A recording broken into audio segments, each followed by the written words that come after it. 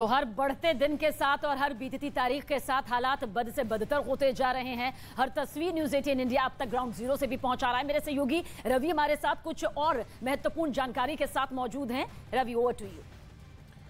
69 दिन से चल रहे रूस और यूक्रेन युद्ध में दोनों देशों की तरफ से बड़े नुकसान का दावा किया जा रहा है। यूक्रेन ने दावा किया है कि इस महायुद्ध में रूस के 23,800 सैनिकों की मौत हुई है, तो वहीं रूस की 2,519 बख्तरबंद गाड़ियां भी तबाह हुई हैं। इतना ही नहीं, जंग में रूस की करीब 1,800 गाड़ियां और 1,000 से ज्यादा टैंक तबाह किए गए हैं। यूक्रेन का दावा है कि उसने महायुद्ध में रूस की 459 तोपें तबाह कर दी हैं, जबकि 194 विमानों और 155 हेलीकॉप्टरों को मार गिराया है। यूक्रेन ने रूस के 271 ड्रोन भी तबाह करने का बड़ा दावा यहां पर किया है।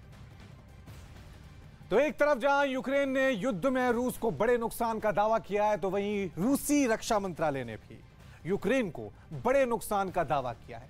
रूसी रक्षा मंत्रालय के मुताबिक इस जंग में यूक्रेन के 140 एयरक्राफ्ट और 112 हेलीकॉप्टर तबाह कर दिए गए हैं। जंग के बीच यूक्रेन के 690 ड्रोन और 2,000 से ज्यादा टैंक नेस्ता नाबूद कर दिए गए हैं। उधर यूक्रेन के 285 एंटी एयरक्राफ्ट मिसाइल सिस्टम को भी बर्बाद कर दिया गया है, जबकि 316 मल्टीपल रॉकेट लॉन्चर और 1,000 से ज्यादा तोपें भी तबाह कर दी गई हैं।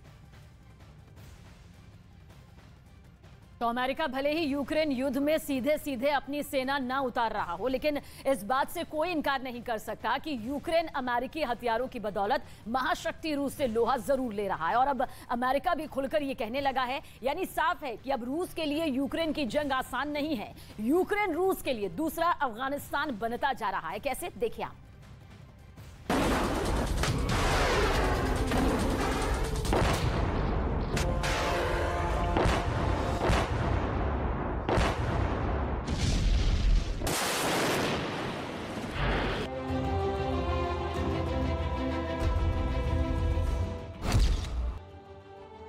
युद्ध के बीच अमेरिका की ओर से बड़ा ऐलान हुआ है।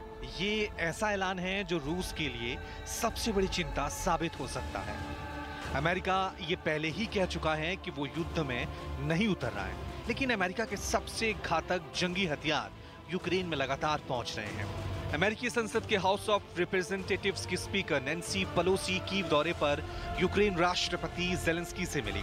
मुलाकात करीब 3 घंटे चली। पोलैंड में नैन्सी पेलोसी ने कहा कि यूक्रेन के लोगों को रूस से जीतने के लिए जो चाहिए सब मिलेगा, और दो टूक कहा कि अमेरिका यूक्रेन की सैन्य, मानवीय और आर्थिक मदद जारी रखेगा। साथ ही नैन्सी ने जेलेंस्की के नेतृत्व की जमकर सराहना की।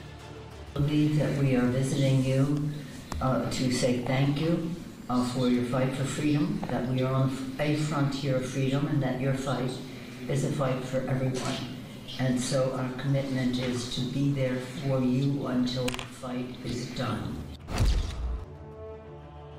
नैन्सी पेलोसी की गिनती अमेरिका के असरदार नेताओं में होती है।